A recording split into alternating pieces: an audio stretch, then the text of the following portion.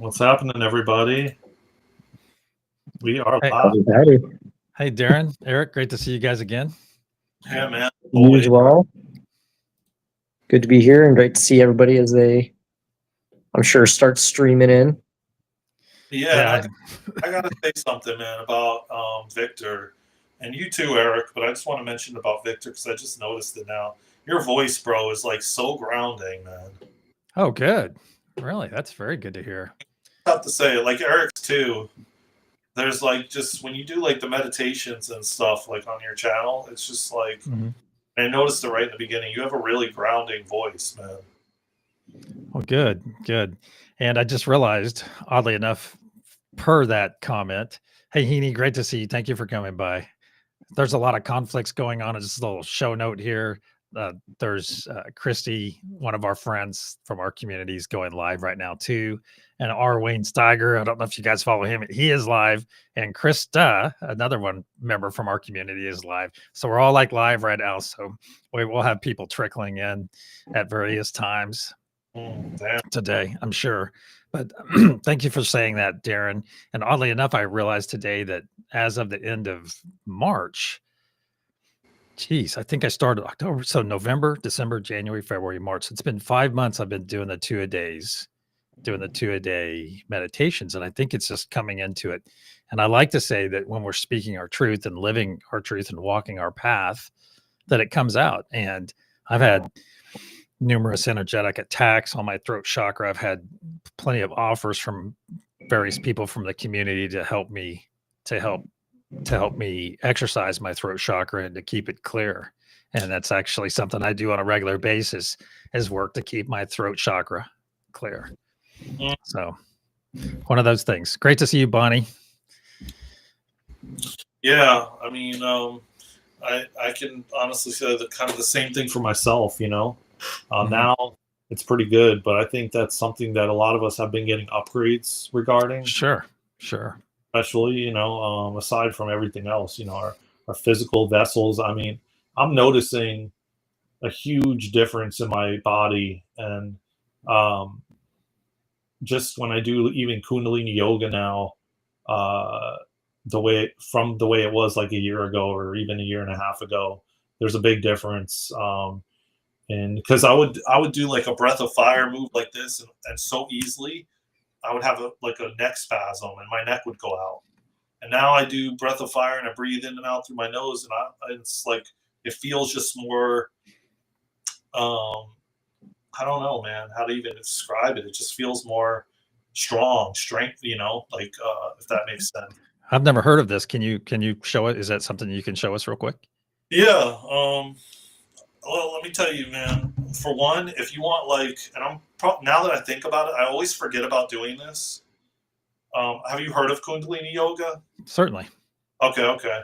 Well, one of the positions, it's breath of fire, and you like put your thumbs like this, you put your hands up, and then the breathing technique is in and out through your nose, and so you're kind of doing. Oh yeah. And let me tell you what, man, it is the most powerful. You will start to feel euphoric. You will move the endorphins. Not only that, but it's like a quick way to energize yourself.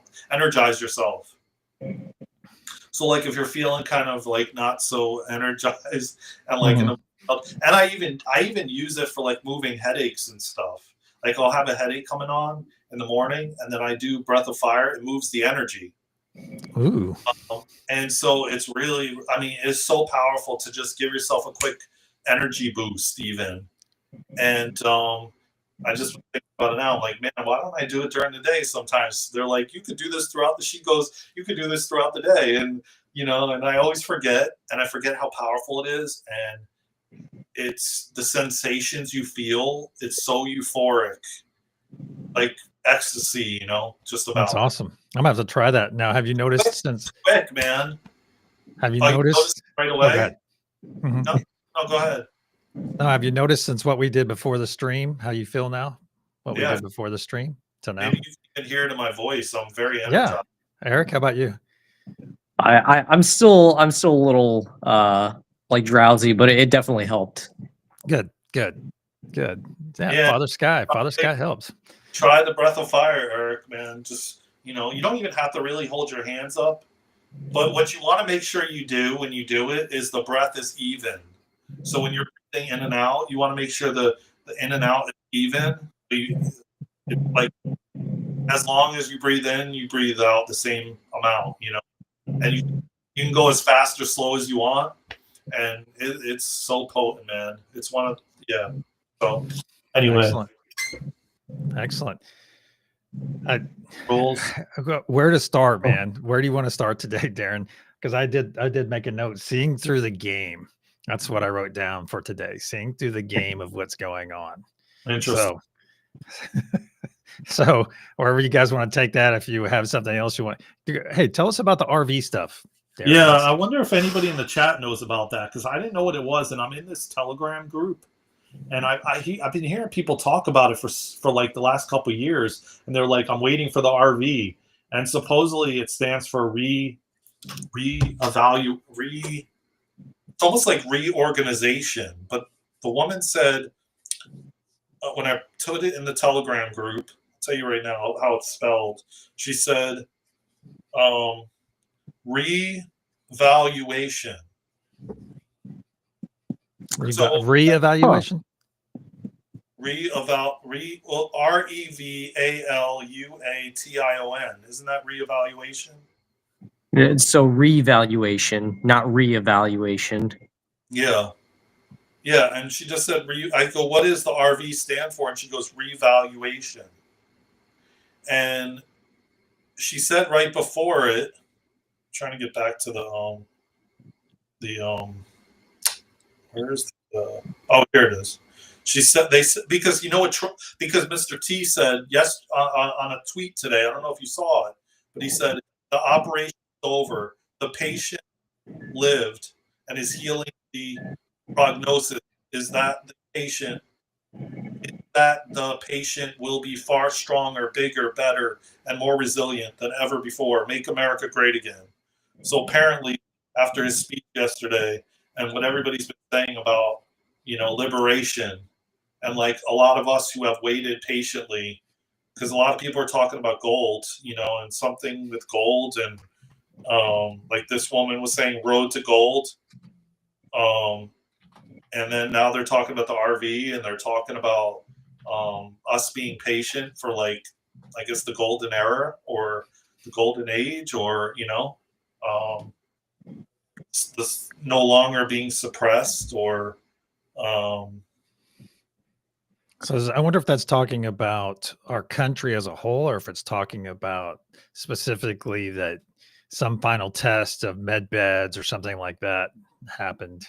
Well, she says right here, right after, she goes, it's all lining up for the public justification to go to gold.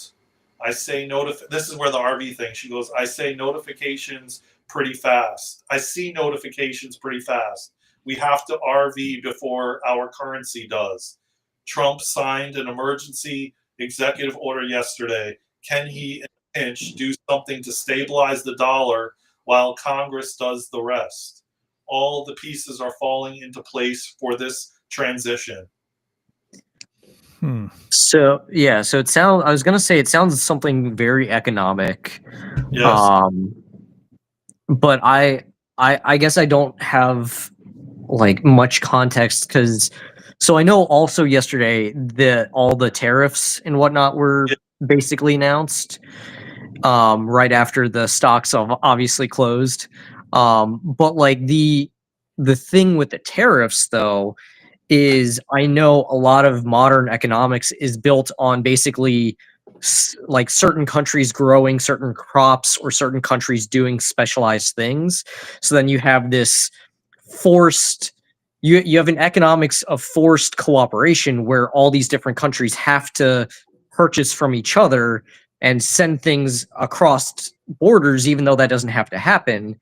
Because like with technology, you can have each country like produce all of its own food. You don't have to have like certain countries producing like specific crops in specific times, which artificially creates like demand and all that other stuff. So I don't know if it's if some of the stuff with the tariffs goes into the revaluation and goes into that and forcing countries to be more self-sufficient, or where it's going beyond that. Do you both feel that this is the start of everything flipping? Meaning, like, you know, us moving away from the fiat and, you know, the gold-backed systems and community and coming together and, you know, and everything kind of crumbling and the dominoes falling and everything. You know what I mean? If that makes sense. Well, I hope it is. I'm ready. I'm ready for it to. It's like we spoke about this at my sunrise session. Is the truth? The truth is going to set us free, and I think this is part of it. Not just the new economic scheme, because I think there's this stuff called Jacera and Nacera. And you hear about that if countries want to be part of this new economic system, then they're going to have to play ball. You know, they're going to have to play ball, and now I think the truth is going to come out that the world is not as dangerous a place as we make it, as we as Americans make it. And because I think there's a lot of things out there artificially, well, going out and stirring up crap in some country. Oh, there we have an enemy. So now we can spend more for our military, graft more out of that and line our pockets. And there's these insidious, well, maybe insidious is not the word, maybe it's nefarious, but it's like me saying, hey, I'm going to go start it, and Eric's going to supply the weapons and you're going to supply the troops, Daren. But the thing is our family members in the process are going to make a lot of money off of it, because what we're going to do is you're going to overcharge me for the troops and he's going to overcharge me for the weapons, and our family members, one layer removed from us, are going to sit there and overcharge me if I'm the government. And once all this stuff comes out, so the truth, it's going to be a little bit tough to swallow initially for many of us, for many people. But the thing is, it's going to set us free. Think about when things start happening and really impacting people in a positive manner. Think about the stinking vibrational frequency. Think what it's going to do to the planetary vibration. It's going to increase it. It's going to be amazing. I agree. I definitely agree because, you're going to have the people that are very stuck in the, and I use nothing against anybody that has a 9-to-5, man, nothing against it, but it's like that, I feel like keeps you, like engulfed in the matrix and in the systems and the, you know, and kind of not really looking outside, you know, the box, so to speak, you know. But again, granted, everybody has choice and free will and can choose what they want, you know. But I definitely feel like that is going to be,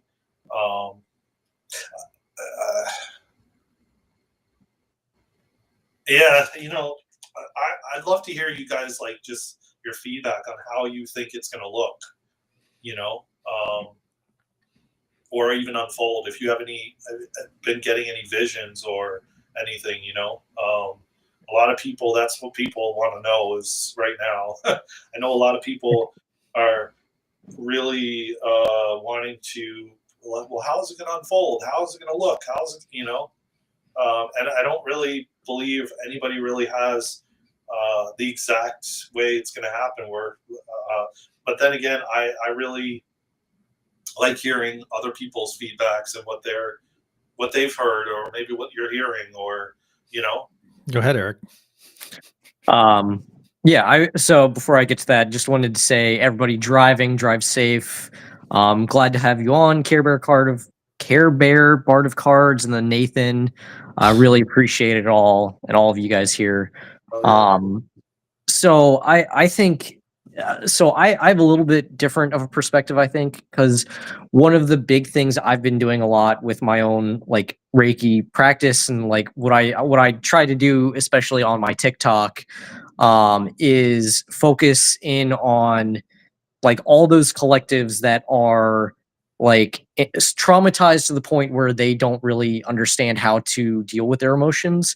So like I've been doing healings for like the cartels, the mob. I've been doing healings for like the draconians and all these very dangerous groups. And I see our path forward as basically finding ways to connect with all of these groups and showing them that, you know, they don't have to be in fear anymore. They don't have to be in and especially for I've been doing helping people like the Rockefellers and the Rothschilds, all those insanely wealthy families. I've been helping to work on ending their family curses and basically just trying to go through and show that like the path forward where we build that planet that we want to be in is by connecting with each other. It's with connecting with them because they feel that they don't really have people that they can connect with. Obviously, a lot of us we feel as the plebes or the average folks, like we've been pushed and forced to disconnect from everybody else, and I feel like the best path forward is if we can all learn to connect with each other, especially the ultra wealthy, because then they can see that they don't need to hoard their abundance to protect themselves from these curses or, you know, from the people who want to, like currently the theme is like eat the rich. Like when that idea or that feeling is like moved away, I feel like we can move into a better future together where suddenly you have the ultra wealthy just sharing everything and you like connecting giving their funds to those people like us who know where to like direct it, or even to like community leaders that know where to direct it and how to build it up into the communities that we want. That's very big of you to help them in that regard, help open their eyes. I never would have occurred to me to send them that kind of energy just because I know what they are, you know, I know what they're backing right now. Oh And, yeah. and I guess excuse me, I may not have the nuance in the way I send energy. I may not have that nuance that you as a Reiki master would have in order to get in that specific area. But I wholeheartedly applaud your effort because that is very big of you to do that, man. That's huge. That's huge. Yeah, it's like putting your ego aside, and it's like seeing everyone from like I've said before, man. I watched this documentary with this woman Lori, who Amsterdam. There was a statue of Yeshua. It Hey, was can you sit a little bit closer, dude? You're like, there you go. she was in Amsterdam. There we And go. there was a statue of Yeshua. It was like gigantic. It was like probably from the floor to the ceiling in this atrium. And every time I watch this documentary, man, on YouTube from her being there, when she channels Yeshua, I get massive chills. My heart cracks open, and basically his words that I'm getting chills right now. His words that came out was he was able to see people from the pain they're in, not the act they commit. And I just I feel like I embody that, you know, like when I walk around and just seeing people for like that they're in pain, like why they're doing what they're doing or why they're sometimes they don't even realize it. And I think that's so noble of him to do that. And his answer was, I came here to crack humanity's hearts open, you know? Ooh, yeah, that's good. I love that all these different. We all know what a street preacher is, right? We all know what street preachers are. They're out there preaching on the street because that's what they're led to do. That's what they feel as though they should do. And then you have these preachers and pastors and various different religions in prisons. They go in and minister to the prisoners. And you know, one thing that probably every one of those people, everyone that finds himself in prison, probably the main thing they're lacking in their life is love. Yeah. is having experienced deep love on some level from a parent or from their siblings somewhere in their life. They got astray, somewhere they went unloved. And that's even, and then we have a society that tells us that, oh, if you have too much self-full love, oh, well, that's narcissistic, or it's bad to love yourself first. And that's not loving ourselves. We talk about this on my on my stream all the time. It's part of our meditation about self-full love. And I think that's one of the things that gets to it. And see how all of our activities tie into one another. That's what's beautiful about what's going on right now. Is they're all, because my big thing outside of what we do at Truth Wave is I go out and nullify all the 5G, the bad stuff in the 5G every night. I go out and do that by myself. Nobody actually knows I do that. My girlfriend doesn't even know, but That's cool. but I go out and just nullify that crap floating around us. And the thing is, it's very weak, but that negative energy that's tied to 5G is out there.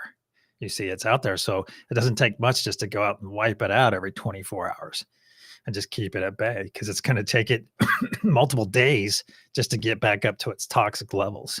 And that's something that occurred to me. You know how these things happen to us. It's just something, you get these downloads, you get this information.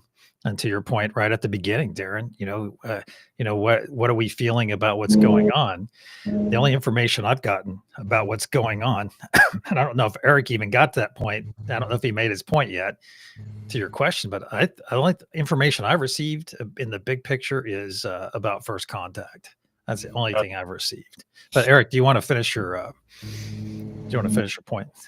Oh, sure. Yeah. No, I was just going to say, like, I realized, like, for a lot of my life, I absolutely hated and despised, like, the ultra wealthy, and, like, I saw all the tools of control they had, and, like, how the military was used and all that stuff. And it wasn't really until recently, like the past year or two, that, like, I began to see just how, like, I mean, it's a trope in all the media that, like, all of them are miserable. Like, they're all miserable in their own way, and they do insane amount of drugs, they go partying, and they have all these issues. And so, like, even going into, like, political parties, like, all the Trump voters are saying how scared they are of the rest of the world, and then the Democratic voters are saying how scared they are of Trump voters. And it's just seeing what the fear is, and trying to find ways to bridge that gap to show these peoples that maybe you hated growing up, or you hated your entire life, connecting with them and seeing them from where they are, and seeing where their trauma is, and trying to help them with their trauma. So I guess, like, what I'm trying to say is I feel like us moving forward is going to be all of us collectively working through our collective traumas, like on one-on-one sessions and group sessions, at societal sessions. It's I mean, it's basically going to be a lot of large scale, just group therapy sessions, trying to, like, get at the heart of where the fear is that created groups like the cartels, groups like the DoD, groups like the Rothschilds, like, all of them. Like, it's a symptom, not the actual issue at hand. Well, power is very seductive. Oh yeah. Last year I had an experience, and I like to look at it as everything we experience is building us for our future. And I got a taste in a deep meditation I was having of what power feels like. And that was shown to me. It was shown to me in this meditation, and it was like here. And I was like, oh my gosh, that is amazing. I'm serious. It was amazing. But then it's like, and I was being guided in this, and this is a deep meditation. It was like, here, now you know what it feels like. So if you ever feel it come up in the future, be wary. You see, because it's very seductive, very seductive. And I shared that with some of my friends, and we chalked it up as being a wonderful lesson, because think about it, because what if you don't know what it feels like, and then you obtain it, and then you get drunk in it, instead of utilizing it for good as your initial intention, but then you get caught up in it. And that's what I think many of these families you talk about, many of these politicians get drunk with it. Oh yeah. I'm getting Yeah. some bad. Is that a train going by?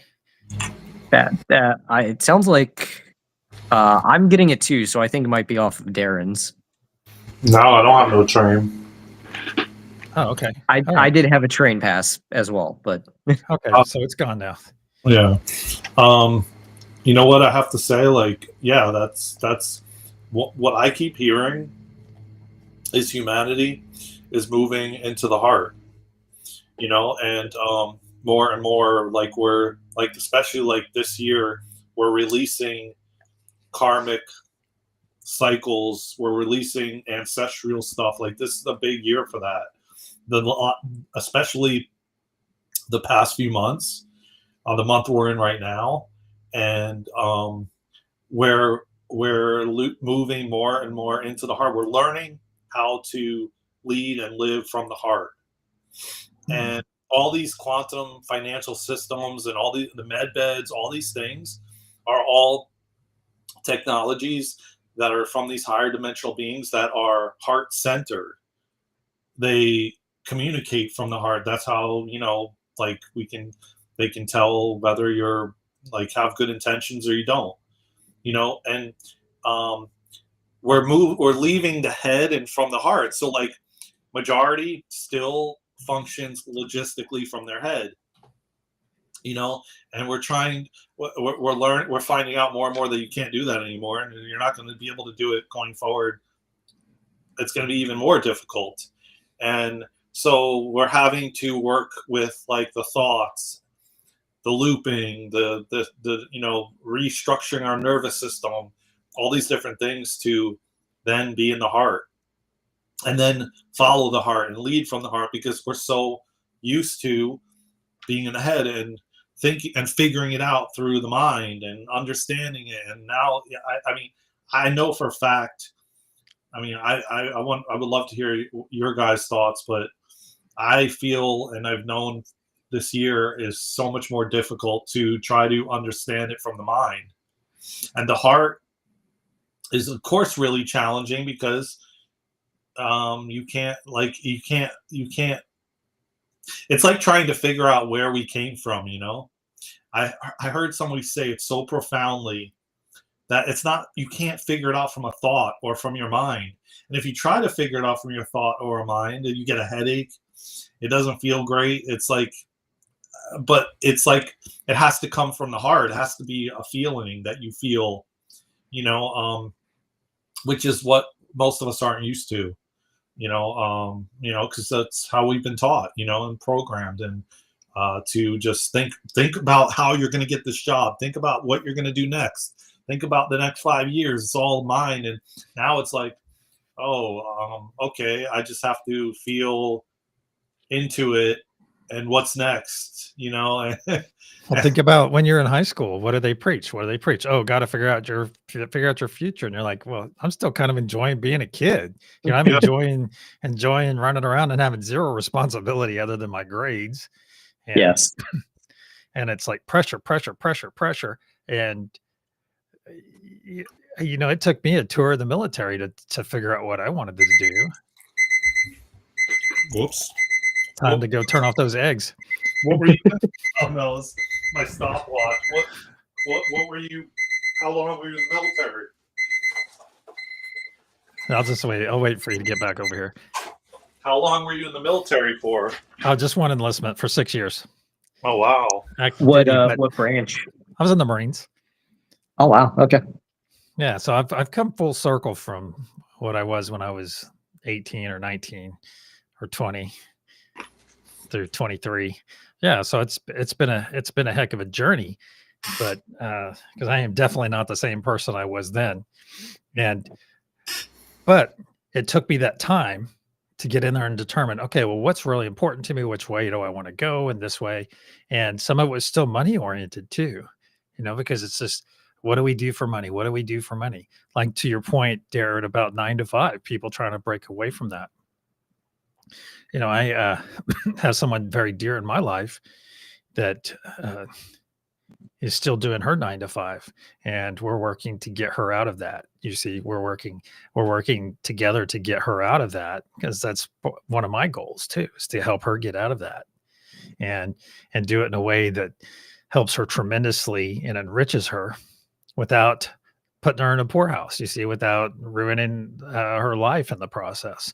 Because it's not easy. It's not an easy transition. But that's the thing is people like the people you're helping, Eric, you know, they have set up all these systems and basically make it so it's very difficult for us to get out of our socioeconomic path. Because even, yeah, you might go to college, go to a good university, get a decent job, making I don't know, $200K a year or something like that. But where you're still going to be tied to that job for the next 30 years. And then you're still going to retire and live 5 years after paying taxes and paying. So in other words, I think those powers that be are making taxpayers essentially to make taxpayers to make it the world they want to do it. But that's built on their excess and our how can I say our struggle. And you have all these stories about, oh, well, look at Mark Zuckerberg. He made something out of himself. He dropped out of college. Yeah, but now you're seeing it in the conspiracy circles. He's one of them. You know, they place people. And is it because of DARPA? Because these technologies that the bad guys, the cabal, whomever you want to say, have access to, and we're like, okay, well, here's a business right here that we can start up, and we'll put this guy. He's one of us. We'll put him in charge, or her. You know, there's various things. And look at people that have wonderful ideas, and they either get bought out or get their ideas stolen, or they end up. Hell, look at Tesla's ideas. Where's all the Tesla's notes that got taken by the FBI out of his house 100 years ago?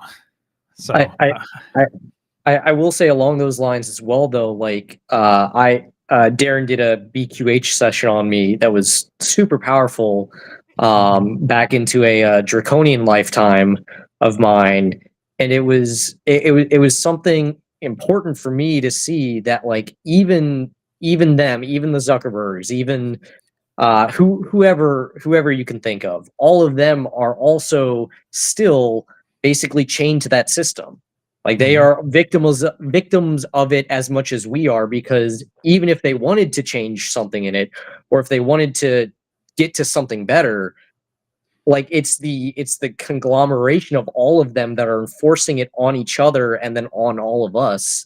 So even if they wanted to, in some sense, change it, we obviously know there are different aspects of different groups that silence people when they go too far. So even when, like, celebrities, or even if those super wealthy families wanted to change, it's enforced by the group. So you have to change the group itself in order for some of that stuff to just melt away. You're right. Now that I think, yeah. Go ahead. You ever wonder why we have so many one-hit wonders out there? Yeah. In music? It's because they come out with this great song, and then they refuse to play ball. They refuse to have dirt put on them. They refuse to go to those parties. They refuse to take part in the stuff that the overlords of that specific realm over, say, Hollywood or the music industry. But they are all so, how can I say this? Think about it. Imagine if a 3-letter agency has dirt on everyone, all the uppers in some specific organization, and they force others to go through the same process. So what they're doing is getting videos on them, getting dirt on them. So now all the way down through that entire organization, everyone has dirt on them. And so to be part of it, you have to sign your life away, essentially. And then if you do sign on with them and then you go against the script, then you're going to have a plane crash. You're going to be this way, or they shoot your plane out of the air with 200 other people that just happen to be on the same flight. We don't have to live that way. And I think people are waking up to it. You know, people are waking up to all the malfeasance going on around them all the time. You know, it's divide and conquer. It's interesting what Bonnie said, because, you know, in 2001, 99, 2001 is when I kind of left the societal norm of a 9 to 5, or one of the, you know, like, I was having the similar stuff, man, like anxiety and exhaustion, and, you know, every time I would drive to these jobs, you know, feeling massive anxiety, not wanting to be there, thinking about like what I'm going to do on the weekend when I'm off, and it's like you are never in the present moment. Not only that, but it just wasn't for me. And I kept like the longest I stayed at places was like 6 months or a couple months, or I was always bouncing around. It just never resonated with me, so to speak, I guess you could say. And thankfully, I feel like I've always had I've gone against the grain, I guess you could say. I've swam upriver, and and I do agree with everything you're saying. It's like my dad said it all the time. If be careful what you say. Back then in the 80s and the 90s, the moment you start speaking out is the moment that something like what you described. And I agree with both of you with what Eric said, and as far as like even the people way at the top, like a Bezos or something, they're in prison just as well, even though they may have all this money and everything else, because the moment, like you said, they step out of line, a lot of them have gotten like this person that I know channels a lot of different people that have passed away, and she channeled Mary. Wait, what was her name? She had like blonde hair. Marilyn Monroe. Oh, yeah. Yeah, and she was one that said the same thing, that when the moment she was going to go out of line, they told her they would take everything from her. And then I heard Michael Jackson. Someone channeled Michael Jackson too. It was the same kind of thing. It was the same kind of thing with Bob Marley when he started to speak out, and his music was at a high vibration, which still is. And if you listen to some of his songs now, even the frequencies are really high in the song. I'm playing it in my head now. Yeah. And the moment and she said when she channeled him that he didn't have no foot cancer, like they said in the if you Google it, it was the moment he started to argue with them about the music, because they were changing the frequency of the music in the studios, and he wasn't okay with it. And the moment he realized it and woke up to it, look what happened to him, and then it was mysteriously, oh yeah, you got foot cancer or something like that. I think that's what she said. I never Googled it, so if I'm wrong, I don't know. I don't want to. But as far as like him stepping out, a lot of them I think have tried, and then another one I feel like is Kanye West. How he started like kind of going AWOL. I think that he was starting to really speak his truth, and and then they made him look crazy. Well, speaking of music, like today's music, I've seen different YouTube videos on this. It's apparently really sucky, like the most modern within the last I don't even listen to it anymore. Now I'm listening to stuff farther back. But they're saying that it has a certain frequency on it now. Look at one of them, Lady Gaga. She have a song called Abracadabra? You think I'm gonna freaking listen to that? No. With that word in it, and you've got all these millions of teenagers or whomever listens to her, whatever her demographic is, sitting out there nodding to it and dancing to it and embracing it. And am I wrong for not embracing that? Or I'm not even going to give it a chance. I'm not going to listen to it just because of the title of it. No, you're not, bro. I mean, it's like I watch people at the gym with their headphones on, and they're just getting programmed. Like a lot of the kids, like I'm at like this one gym I was going to before. Now I'm not going there anymore. I'm walking around. They got these massive headphones on, like Beats, and it's covering their ears and their whole face, and they're rocking to it, and it's like literally programming everything about them, like in the music, and it almost. They just walk around like I don't know. I it's hard for me. It's like I told someone yesterday. I feel like, and I've always felt like split like my half my body's in one world and half my body's in the other. You know, like half is in like um, the seeing everything with your third eye, and then half the, you know, like, and then watching everybody who's not at that state, you know, and you have to try to fit in with like the matrix way of being, because we're still like operating in it, you know, so to speak. Yeah, that's dying. I don't know if you guys feel that way or not, but I've felt that way my entire life, and it's definitely been challenging, to say the least. You know, I'm trying to play in both worlds, I guess. You know. Yeah, I'll tell you what.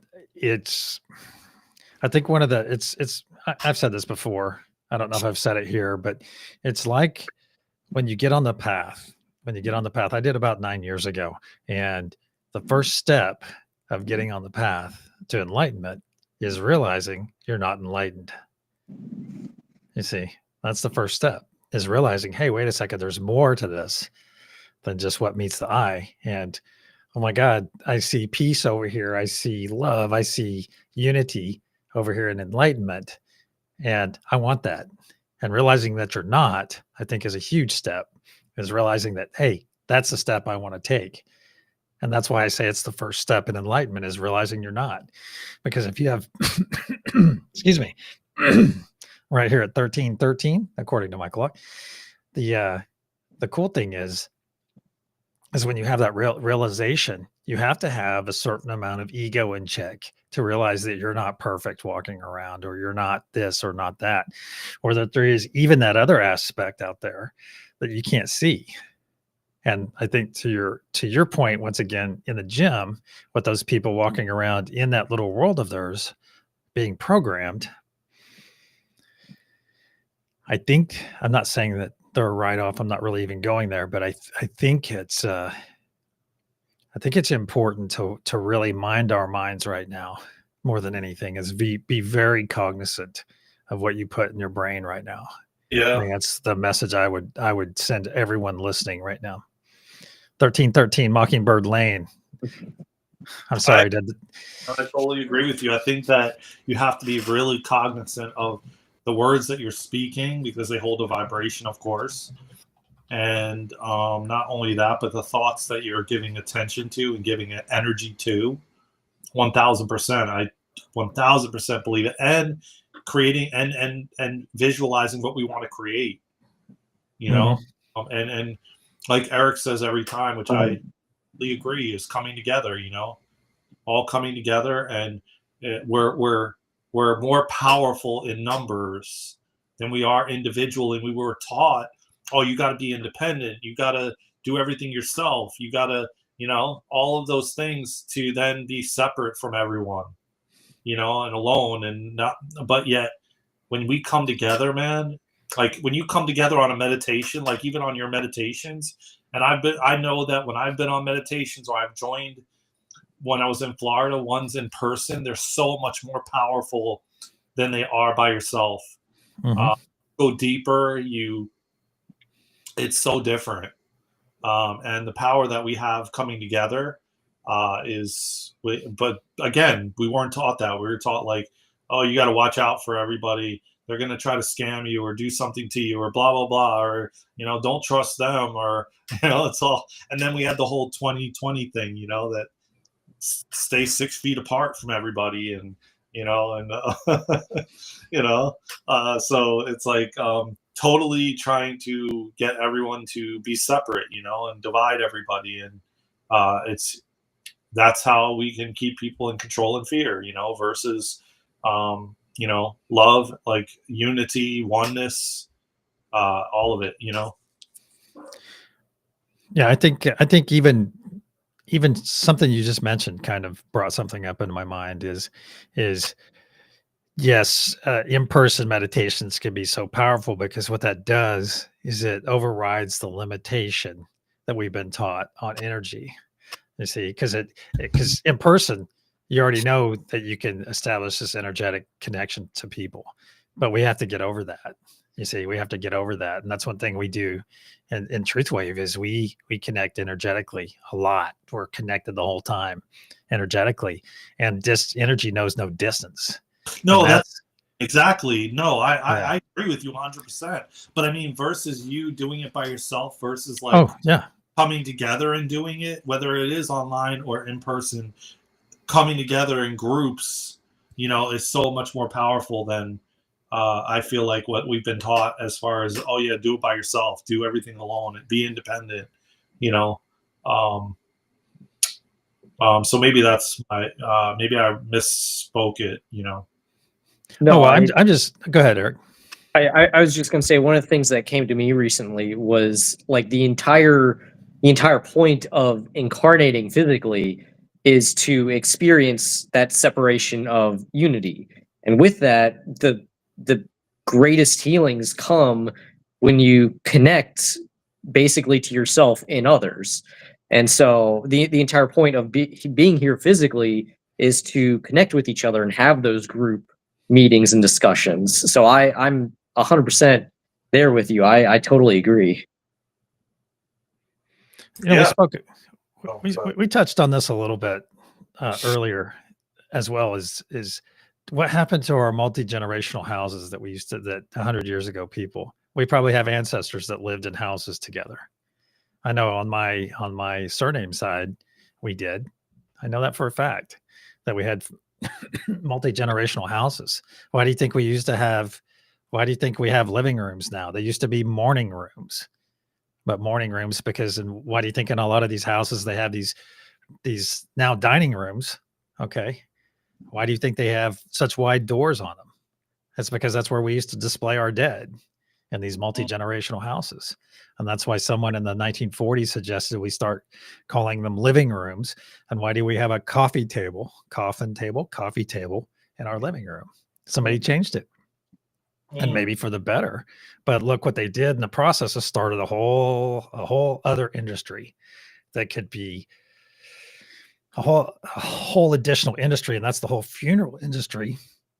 Basically took that process out of the house that we used to, you know, our multi-generational houses, and then turned it into another business, another thing to tax, another thing to make it expensive to even freaking die. Instead of your family taking care of you, maybe your family didn't embalm you, but maybe you had an embalmer come by your house and take care of your dead relative, and in your morning room or that main room. But it's even little things like that. And so what happened? Why do we not live in multi-generational houses anymore? You know, it's because the powers that be decided, hey, we're far better as multiple taxpayers paying for different houses. Why are our houses built to break? Why are they not more permanent? Yeah, you see, Eric's nodding his head. Not only that, why aren't they more grounding? You know what I'm saying? And you know what I got a download on, which was really interesting? That how it was inverted. Like, okay, let me just get it, because it's really difficult because we've been saying it the other way, so it's like really hard to flip it, and I have to get used to flipping it. But it's like, okay, so outside, like nature, is actually inside, right? Because nature is inside us, right? So when we say, oh, I'm going inside, you're really actually going outside when you go in your house, right? Get it? I get it. Yeah. Yeah. So when you say I'm going inside, you're not really going inside, you're going outside of yourself. And then when you actually go in nature, that's inside. Because nature is inside you, right? So they've inverted it. Wow. And I was like, oh my God. And I started saying it, but it's like a tongue twister to say, because we've been so used to saying, I'm going inside my house, you know, like in actuality, it's not really inside. So it's like we're training ourselves to continue to say, no, I'm going outside of myself when I go in my house, you know? And when you go in there, what have they done with these places? They're not grounding whatsoever, right? You actually have to go into nature to ground, just because of the way the houses have been built. You know, and most of the time you're not grounded when you're living, when you're outside. You know, and I Because you're say it wearing on the thick same. boots, or yeah, Uh, because you're wearing thick boots or wearing something to keep you. yeah, yeah. And Wow. the way that it was built, there's so many things in these houses that the way they're built, the structures, that they're not structured in a way that they're grounding.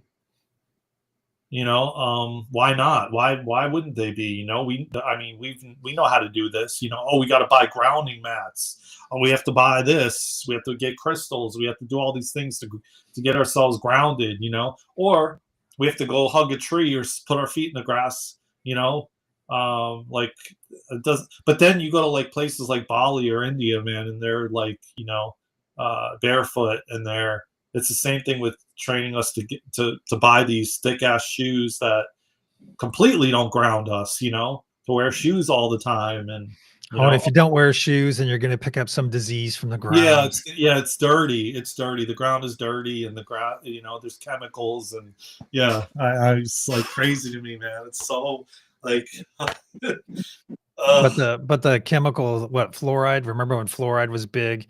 I don't know if you're old enough to know, Eric. I don't know if you are either, Daren. But growing up, it was a big thing to have fluoride in your local water to help your teeth. oh yeah, hell yeah. But what's it doing is calcifying your pineal gland, so it shuts you off from everyone else. You know, it's it's insidious. It's not just nefarious. I used that earlier, but it is. So think about this plan.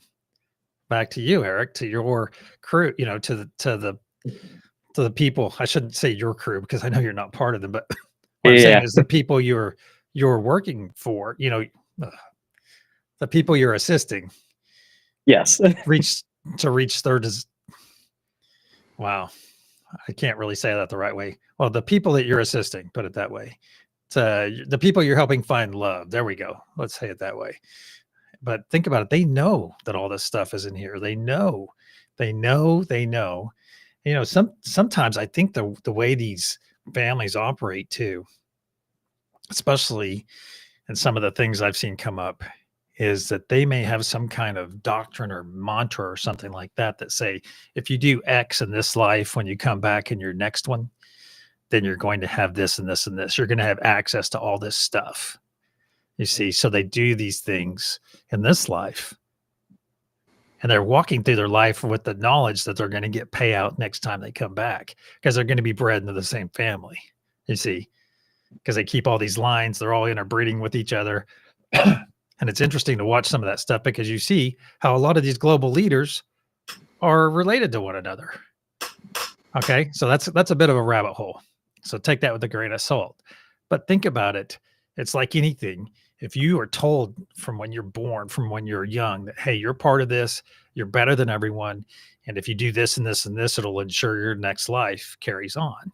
And they keep it in very tight-knit families, keep reproducing within one another circles. And if you were raised that way, it's kind of like something, you know, a necklace or a piece of jewelry that's very dear to you. And if it is, it's like wearing a cross or something.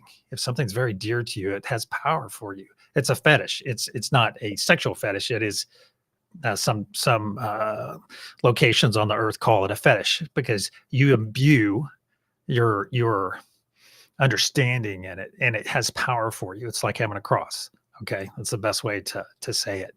And if you think about it, you're putting this stuff. Your parents are telling you this. Hey, when you come back, even though you're going to do these nasty things here, when you come back, that's your payoff when you come back. And think about it, if you had these families sitting here telling themselves this over generation after generation after generation. And that's what you're facing, Eric. That's what you're facing right there. You're facing that bred in continuity right there of each generation. Yeah, And it's kind of scary. breaking those cycles, you know, and a lot of them, these entities, whatever you want to call them, they figured out these tricks in order to skip like coming through the birth canal, because when you come through the birth canal, you forget everything again. So they figured out a way to like skip that, where I've even heard that they know how to come back into form where the baby doesn't have to go through the whole process. It can grow in hours to an adult. Wow. And they don't have, No, that's crazy.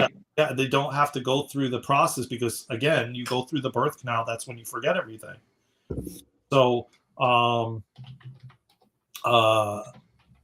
mean, the more and more all these different things, like the clothing we wear, the shoes we wear, all these things keep us ungrounded, and then you have anxiety, then you have depression, then you're kept like the kids, like sitting in their house playing games, not going outside, not playing. If you notice, a lot of the generations now, like for our generation, like me and Victor's, maybe part of Eric's, like we were outside all the time. We didn't have cell phones. We didn't have really computers. We had dial up. It's like, I didn't have to like be glued down to somebody calling me. Like I would just be out playing. And then whenever I get home, maybe somebody then left a message for me, you know what I mean? Or you got paid. I mean, we weren't distracted by all the things that kept us from, being grounded and centered. It's just become more and more, to have you to get you to be ungrounded.